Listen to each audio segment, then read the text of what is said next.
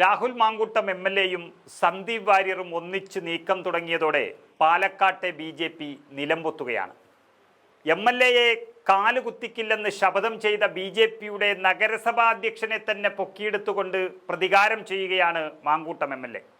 അതായത് ഒരു പാർട്ടിയെ തകർക്കാൻ ചില നേതാക്കൾ മാത്രം വിചാരിച്ചാൽ മതിയെന്ന് പറയുന്നത് ശരിയാണിവിടെ.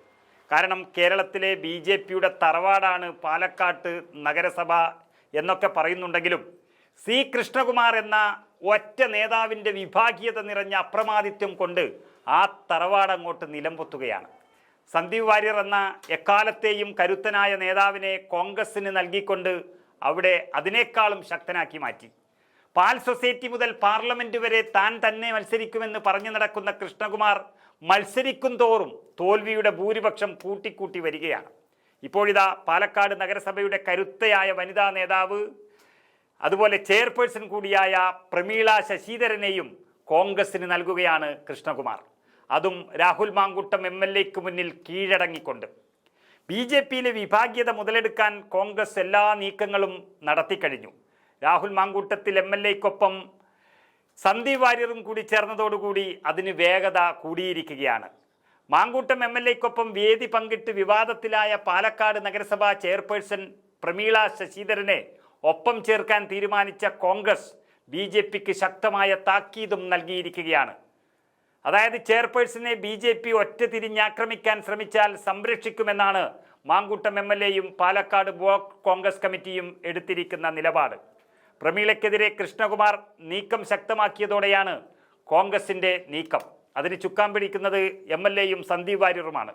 കഴിഞ്ഞ കുറച്ചു നാളുകളായി പാലക്കാട് ബി.ജെ.പിയിൽ അതിരൂക്ഷമായിരിക്കുന്ന വിഭാഗീയത കൃഷ്ണകുമാറിൻ്റെ നേതൃത്വത്തിൽ നടക്കുമ്പോൾ പ്രവർത്തകരും നേതാക്കളും രണ്ട് ഭാഗങ്ങളായി യുദ്ധം പ്രഖ്യാപിച്ചിരിക്കുകയാണ്. ബി.ജെ.പിയുടെ ജില്ലാ കമ്മിറ്റി യോഗത്തിൽ പ്രമീളയ്ക്കെതിരെ അതിരൂക്ഷ വിമർശനമാണ് കൃഷ്ണകുമാർ പക്ഷം ആസൂത്രണം ചെയ്ത് ഉന്നയിച്ചിരിക്കുന്നത്.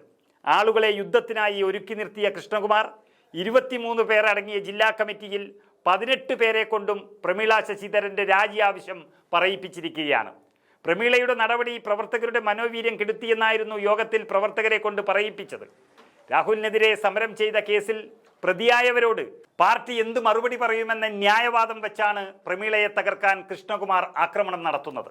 പ്രമീളയ്ക്കെതിരെ നടപടിയെടുത്തില്ല എങ്കിൽ പാർട്ടി അച്ചടക്കം തകരുമെന്നും ചെയ്തത് തെറ്റാണെന്ന് മാധ്യമങ്ങൾക്ക് മുന്നിൽ പ്രമീള ഏറ്റുപറയണമെന്നും കൃഷ്ണകുമാർ വിഭാഗം ആവശ്യപ്പെടുകയാണ്.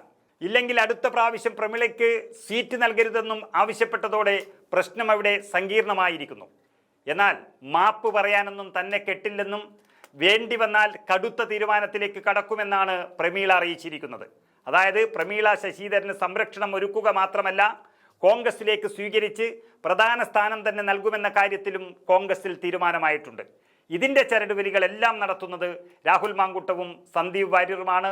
അത് വിജയിപ്പിച്ചേ അടങ്ങൂ, അത് എന്ത് തന്നെയായാലും ഞങ്ങൾ തീർത്തിരിക്കുമെന്നൊരൊറ്റ തീരുമാനത്തിലാണ് അവർ നിൽക്കുന്നത്. മാങ്കൂട്ടവും വാര്യറും അത് ഏതായാലും വിജയത്തിലേക്ക് എന്നുള്ളതാണ് ഇപ്പോൾ ലഭ്യമാകുന്ന വിവരം.